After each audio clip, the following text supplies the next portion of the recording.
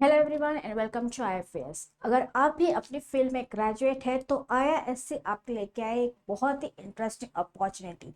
क्या है ये अपॉर्चुनिटी जो IISc आपको प्रोवाइड कर रहा है, चलिए जानते हैं डिटेल में।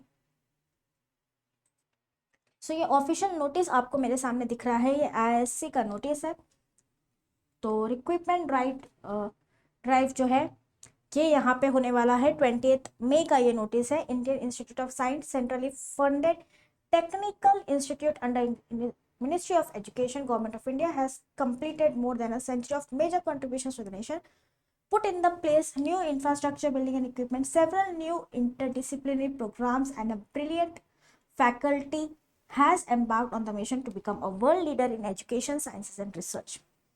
Okay, so one of the prime institute of India, top most institute of India, यहाँ पे आपको वैकेंसीज मिल रही है और वैकेंसीज यहाँ पे आपको दिख रही है। तो मैंने यहाँ पे हाईलाइट कर दिया है सब कुछ, हाईलाइट कर दिया है सब कुछ। तो एडमिनिस्ट्रेटिव असिस्टेंट है, एडमिनिस्ट्रेटिव असिस्टेंट है, यहाँ पे आपको दिख रहा है वैकेंसीज कैटेगरी वाइज अनरिजर्व के लिए और डिफरेंट कैटेगरीज के लिए वैकेंसीज क्या है। और पे स्केल मैट्रिक्स आप देखिए, यहाँ पे पे स्केल मैट्रिक्स लेवल 5 है, जहाँ पे आपको 29,200 से लेकर 92,300 तक के मिल सकता है।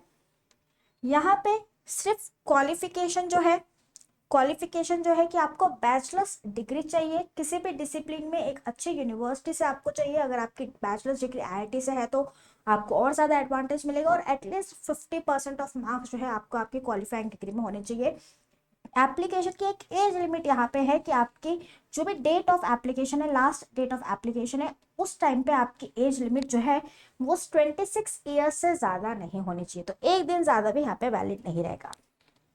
कुछ जनरल इंस्ट्रक्शंस है यहाँ पे, देख लीजिए एक बार उन्हें कि सबसे पहले जो कैंडिडेट्स है वो इंडियन सिटीजन होने चाहिए। ये डिटेल में आपको मिल जाएगा ऑफिशियल वेबसाइट पे।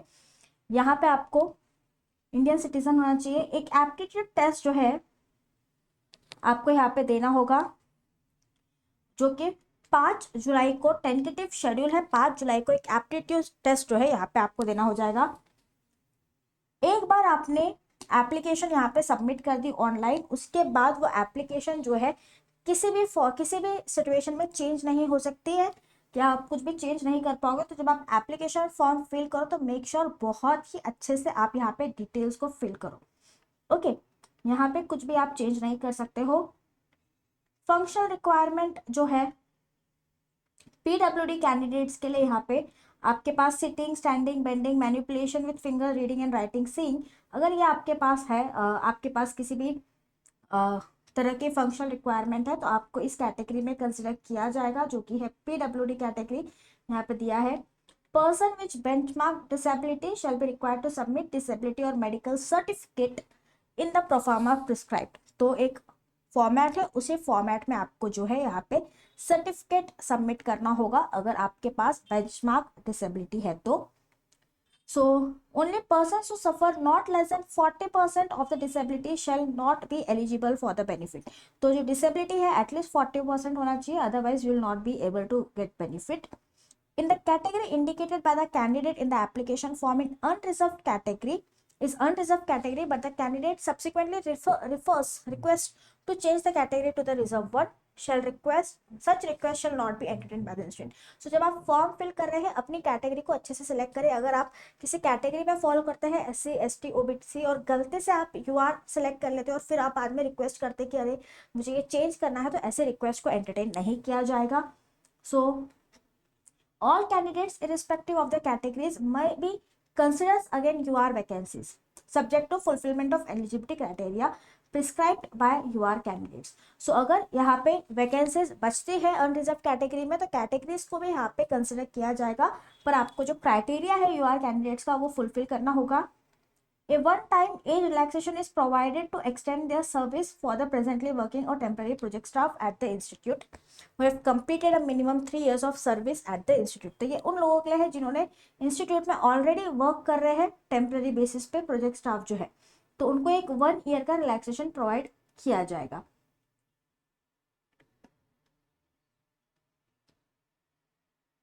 जो दूसरे कैटेगरीज के कैंडिडेट्स है आपको एक रिक्वेस्ट एज रिलैक्सेशन के केस में अगर आप एज रिलैक्सेशन सीख करना चाहते हो तो रिक्वेस्ट है, तो आपको ये जो एनेक्शंस है ये जाके पढ़ने होंगे और वहां पे उसके अकॉर्डिंग आप यहाँ पे सबमिट कर सकते हो।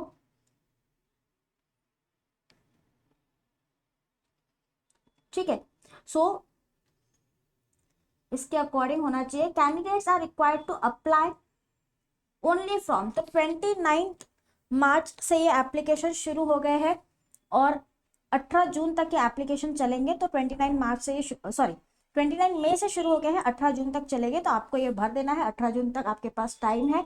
ये आपको वेबसाइट दिख रहा है यहाँ पे, इस वेबसाइट पे जाके आप अप्लाई कर दीजिए। No hard copy submission of the online candidate, तो आप कोई भी हार्ड कॉपी जो है वो एक्सेप्ट नहीं की जाएगी, तो आपको हार्ड कॉपी नहीं भेजना है। पर अपने प्रिंट आउट का एप्लीकेशन फॉर्म का प्रिंट आउट जरूर आप अपने पास संभाल के रखें।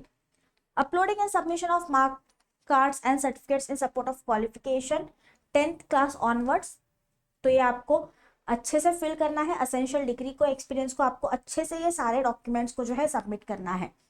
ठीक है, अगर ये अटैचमेंट नहीं है तो आपके एप्लीकेशंस वैसे ही रिजेक्ट हो जाएंगे। और भी बहुत सारे डिटेल्स है, तो आई वुड सजेस्ट आप इसको अच्छे से पढ़ना, इस फॉर्म को, फिर आप एप्लीकेशन शुरू करना। ठीक है, अब यहाँ पे एक फी है जो आपको पे करनी है। तो SC ST PWD ex serviceman transgender women के लिए ये फी जो है ये 50 रुपीज़ है। और बाकी सब कैंडिडेट्स के लिए ये जो फी है वो 450 है और एडिशनल 50 रुपी एक प्रोसेसिंग फी जो है आपको भरनी है। फीस जो है वो नॉन रिफंडेबल है। एक बार आपने अप्लाई कर दिया तो उसके बाद आपकी जिम्मेदारी है कि इंस्टीट्यूट पोर्टल को आप रेगुलरली विजिट करते रहिए किसी भी अपडेट के लिए। कोई भी अगर आपको रिक्वेस्ट रेज करनी है तो इंस्टीट्यूट की वेबसाइट पे ही आपको जाके यहाँ पे देखना होगा। और अगर आप सिलेक्ट हो जाते हो तो आपको जो है एक मेल आएगा, उस मेल के बेसिस पे आप अगर सिलेक्ट होते हो तो आपको मेल आएगा और किसी तरीके से आपको पता नहीं चलेगा कि आप सिलेक्ट हुए हैं या नहीं हुए हैं, तो कोई और कम्युनिकेशन यहाँ पे नहीं होगा। उसके बाद यहाँ पे जो भी प्रोफार्मा है आपको यहाँ पे दिख रहा है, सर्टिफिकेट ऑफ डिसेबिलिटी। तो अगर आप डिसेबिलिटी आप पे इस तरीके की है तो आप इसको, इस सर्टिफिकेट को आपको सबमिट करना होगा। और बाकी जो भी अटैचमेंट है यहाँ पे आपको दिख रहे हैं वो आपको फिल करने हैं अकॉर्डिंगली और ये सबमिट आपको करने हैं। ऑलराइट, सो ये प्रोफार्मास भी आपको दिख रहे हैं। SC ST कैंडिडेट्स के लिए सर्टिफिकेट भी यहाँ पे है, देख लीजिए। इसी फॉर्मेट में आपको सारी डिटेल्स जो है फिल करनी है और आप कोई भी चेंजेस नहीं कर सकते हैं। एक बार आपने फिल कर लिया तो income certificate and everything is given over here, और आप कोई भी चेंजेस नहीं कर सकते हैं। तो मेक श्योर कि आप पहली बार इस पूरे के पूरे जो PDF है अच्छे से इसे 1-2 बार पढ़ लीजिए, रिक्वायरमेंट्स को नोट डाउन कर लीजिए एंड फिर you apply. Age limit 26 years है और last date of application 18th June है। So do not miss this golden opportunity.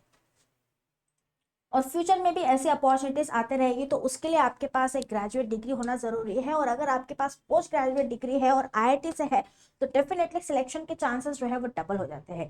तो IIT से अपना मास्टर्स आपको करना है तो आपको ज्वाइन करना होगा ये चैंपियन 2.9 बैच, जो कि इसी मंडे से शुरू होने वाला है, यानी कि 15 जून से ये बैच शुरू होने वाला है। और आप इस बैच में ज्वाइन कर सकते हो। और साथ ही साथ काफ़ी फ्री ऑफ कंटेंट भी आपको ऐप में मिलता है, जैसे PYQs, practice question, exam pattern, exam analysis, exam cut off, बहुत सारा कंटेंट जो है फ्री ऑफ कॉस्ट पे आपको मिल जाता है। यहाँ पे एक हेल्पलाइन नंबर प्रोवाइड किया गया है, आपको कोई भी डिफिकल्टी हो तो आप इस हेल्पलाइन नंबर पे कांटेक्ट कर सकते हैं। So that's it from my side. ये आपको टॉपर्स दिख रहे हैं, IFS के रिजल्ट्स आपको यहाँ पे दिख रहे हैं और इन सभी स्टूडेंट्स के इंटरव्यूज जो है आप जाके हमारे वेबसाइट पे सुन सकते हैं। So that's it from my side. Thank you very much. So if you fulfill the criteria, already आपका बैचलर्स हो चुका है, तभी भी आप अप्लाई कर सकते हैं। तो do not waste time, application जरूर करिए और all the very best for your applications. मैं मिलूंगी आपसे नेक्स्ट वीडियो में, तब तक गुड बाय, टेक केयर।